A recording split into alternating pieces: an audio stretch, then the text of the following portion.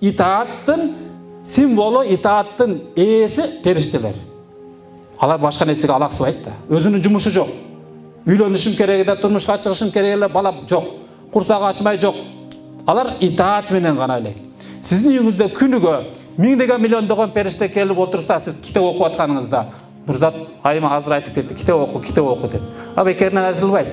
Китеп окусаңыз, периштелер курчайт, бул хадистин мааниси. Анан периштеден сизге эмне чыгат? Итаат кылуу, моюнсунуу жугат. Балаңыз моюнсунат, өзүңүз аял күйөөңүзгө моюнсунасыз, күйөөңүз сизге моюнсунат, Аллахка моюнсунат, бардык бири-бириге моюнсунуу башталат. Периштелердин таасири ошол. Периштелердин таасири ошол. Эми караңыз. Кап-караңгы үйдө элестетиңиз. Терезенин бир четинде кичине бир шакекчелик болгон тешиктен сырттан жарыктык кирди. Нур, шола. Бир шола кирип турат, кап-караңгы үйдө. Эми ошол жарыктыктын кирген мынчалык узун бир шоланын айланасында мынтип карасаңыз, үйдүн ичинде чаңдар ошол шоладан өтүп атканда көрүнөт. Чаңды көрүүнүн жолу ошол. Үйдү караңгылатыш керек дагы, бир жерден жылчытып бир жарыктык киргизиш керек. Анан чаңдар көрүнөт. Мына ушундай элестетиңиз, үйүңүздө китеп окубайсыз, бир таалимге катышпайсыз, курска катышпайсыз, бирөөнүн баянын укпайсыз, баяндарды көрбөйсүз, үй кап-караңгы. А бүгүнкү келген 2 саатыңыз ошол үйүңүзгө кирген шола. Азыр сиз өзүңүздүн, мен дагы өзүм дагы айтып отуруп, өзүмдүн жашоомдагы кемчиликтерди жанагы илим нур дедим го. Ошол чаңды көргөндөй баштап, азыр сиз өзүңүздүн кемчиликтериңизди көрө баштайсыз. Чаң сыяктуу кемчиликтер көрүнө баштайт. Анан мына башыбызда 20дан ашык чырак турат, жап-жарык болуп калды. Ошол эле чаңдар учуп жүрөт, бирок биздин көзүбүзгө көрүнбөйт. Не үчүн баары жап-жарык болуп калды? Сиз күнүгө китеп окуп турсаңыз, үйүңүздө бир чырак жанат. Эртең дагы китеп окусаңыз, дагы бир чырак жанат. Терезелер ачылат. Чоң прожектор коюлат бир күн, илимиңиз көбөйгөндөн кийин. Анан сиздин жашооңузда кемчиликтер жок. Көргүңүз да келбей калат, көрүнбөй калат. Бирөөнүн дагы кемчилиги көрүнбөй калат. Анан сиз жап-жарык чыракты колуңузда кармап жашагандай жашайсыз. Билим эң негизги нерсеси. Караңыз. Кап-караңгы түн. Бир үңкүргө, бир окопко бир жака кирип кеттиңиз. Колуңузда бир чырак бар, фонар. Карадыңыз, бул жерде чуңкур бар экен, шахтанын чуңкуру бар экен, бул жака түшүп кетпеш керек. Ама бул жерде бир таш бар экен, аны тээп коет. Ама бул жерде мондай бир зым турат экен да, электр энергия ачык экен, мындан чырак менен көрүп кетесиз да. Караңгыда, туурабы? Мына ошондой эле диний билим жашоодо көзүңүз ачык, жүрөгүңүз ачык иштеп атат. Бирок диний билим ошондой зыянды, арамды, адалды баарын көрсөтүп турган илим ушул. Диний билим жок болсо, эркек аял менен болгон мамиледе, тамак аштагы арам нерселерде, бирөөдүн укугу деген маселеде жанагы адам үңкүргө кирди, бирок түн жарымда чырагы жок баратат. Таш жеп, мында кылды, бутун астында, аттын башында алтын жатат, анын пайдалуу экенин билген жок, таш деп өтүп кетти. Бул жерде бир зым турат, аны бул жылан турганда зым экен деп кармап алды. Жол болсо анга барып түшүп кетти. Эчтеке көрбөйт ал, көзүн жумуп алган түнү. Пайданы да билбейт, жолунда турган зыянды да билбейт. Бул жакта алтын күмүштөр, тыйындар чачылып жатат, аны да көрбөйт. Эчтеке көрбөй кете берет. Ал ким? Ал диний билими жок же тайкы адам.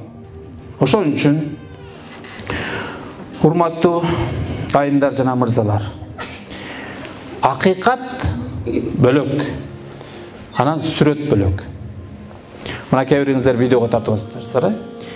Мен ушул интернеттен же онлайн баяндар YouTube'дан көрүү бар го. Ушул нерсенин таасири, сизге берген таасири, жанагы ушинтип чогулуп олтуруп, жанагы эжейлердин уккан сабагыңыз, же агайлардан, алымдардан уккан сабагыңыз экөөнүн айырмасын айтып берем. Көңүлүңүздү бияка буруңуз. Азыр мынау ушу парда турган жерде ушунчалык чоң экранды жандырсак элестетиңиз. Ал жерде бир арыстан келип буйволду басакалып жеп салса, акула келип пингвинди жеп салса, көрүп отура беребиз. Аны бизге коркунучу жок. Бир болгон окуя экен, Токойдо болгон, Африканын Токойунда болгон окуя экен деп көрүп отур элебиз. Динозавр чыгып келеби, кобра жылан чыгабы, эмне болсо дагы каршы чуркап келсе деле биз аны камерадан, телевизордон экен деп көрүп отур элебиз да. Туурабы?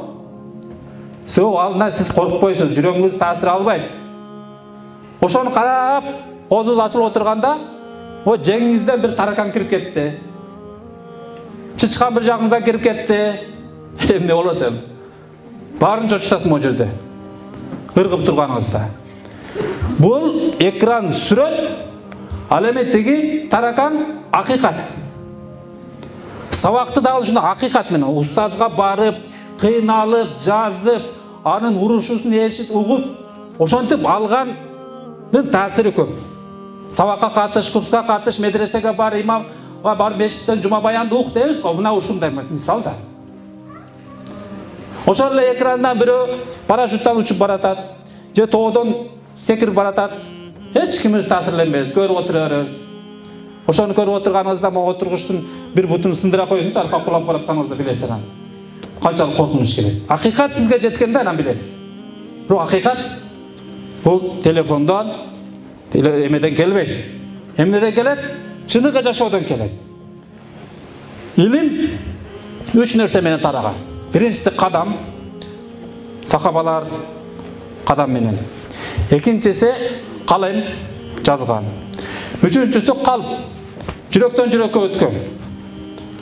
Мына ушу менен тарайт илим, билим деген. Караңыздар. Бухарада бир алым бала, алым эмес учурунда үйлөнөт. Анан тоюнда молдолор чакырып, жакшы баяндар болот. Анан үйлөнгөндөн кийин 1-2 ай, 3 айдан кийин анан жанагы илимге кызыгып калат дагы, мен илим алайын деп ата-энесиге дайындап келинди. Анан тамак аш башка нерселердин баарын камдап туруп анан илим алайын деп жөнөйт. Багдадка барат, Куфага барат, Мисирге барат, эмеге, Беккеге, Мединага, кыскасы 17 жыл бою илим издеп жүрө берет. Анан кайра келе жатып Бухара шаарынын бир шаарга жакындап калган учурда бир аксакалга жолугат. Аксакал сурайт: "Балам, кайдан келатасың?" Илим издеп. "Канча жылдан бери?" "17 жылдан бери." "О, көп илим алыптырсың. Уулум, сага бир суроо берейин." "Эмне суроо экен?" "Илимдин баш аты, башы эмнеде экен?" Десе, илимдин башы жана мен айткан сапарда экен дейт. Анан талыкпай эмгектенүүдө экен дейт. Көп жоопторду берет. Аксакал айтат: "Жок, сен илим албаптырсың. Сен илимдин башын билбей эле аягынан алыптырсың. Аны мен үйрөтөм сага. Болбосо сен азыр үйүңө жетип барасың дагы илимиң алсыз болуп, толук эмес болуп калат." Десе, "Анан баягы бала, макул эми, айтыңыз. Айта калыңызчы, мен үйгө шашып атам." Десе, 3 жыл мен үйүмдө кызмат кыласың, коюм багасың, жана башка. Макул. Эми илимим толук болсун деп, ошол аксакалдын үйүндө 3 жыл кой багып, кызмат кылып, анан 3 жылдан кийин аксакал: "Эми мен барайын, айтыңыз." Десе, айтат: "Илимдин баш аты сабыр" дейт. Сабыр кылышың керек.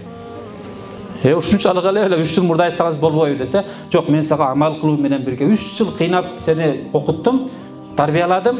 Ушул амалың менен кошо сабырды үйрөндүм. Бар эми." Анан үйүнө келет, эртең менен багымдат учурунда негизи айылга келүү жана башка сүннөт.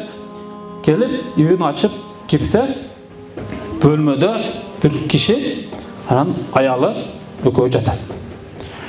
Анан жана жерден канжарын кынынан чыгарып туруп: "Ким болду бул? Азыр өлтүрө салам деп ушундай өлтүрөйүн" деп жана эркек кишини. Анан кой. 17 жыл илим алыптырмын. 3 жыл сабырды үйрөнүптүрмүн. Акырында кечемде. Сабырды эң акырында үйрөндүм. Негизи башында үйрөнүш керек экен эле. Эми ушул амал кыла баштаганда, ушул акыркы үйрөнгөн сабырга биринчи амал кылайынчы, сабыр кылайынчы деп бычагын салып, аялын ойготуп сураса, бул ошо кетип атканда боюнда калган баласы экен. Баласы. Сабырды үйрөнбөй келгенде баласын өлтүрүп алмакта. Ошол үчүн сабыр, жана мен башында айткандай, илим алуу үчүн сабырдуулук керек болот. Сабырдуулук кандай? Туруктуу болуш керек. Мына ушул эмеге семинарга катышып атасызбы? Качанга чейин болсо, 10 жыл болсо келе бериңиз, туруктуу болуңуз. Анан тиякта бирөө дагы курс ачыптыр деп аяка бардыңыз, бияка маани бербей калдыңыз. же ислам университетте окуп атасыз, тиги медресе жакшы экен деп түрктөргө кетип калдыңыз, арча бешке кетип калдыңыз. Саммал хайр деген оору бар. Бул ооруну мына окуучуларга жугат бул. Ал эмне деген сөз? Тиякта жакшы деген сөз. Самма деген тияк, ал жакта жакшы. 3-4 жерге барып окуган бала болду. Эми анын жанагы bir көчөттү bir жерден экинчи жерге эге берсең анын тамыры курап калат да. Ошондой эле исламскийден чыкты, 4-5 күнөн кийин тияка кирди медресеге, андан чыгып бияка Ошко барды, Түркияга баргым келди деди, Пакистанга кетип калды. Ошентип моп секирип жүрө бергендер болбойт. Bir жерге кирдиби, ошол жерде сабыр кылып, майын чыгарып акырына чейин окуш керек. Ошол жердин мугалимдери болду, эми сага илим бере албайбыз, бар десе анан кетиш керек. Сабырдуулук керек.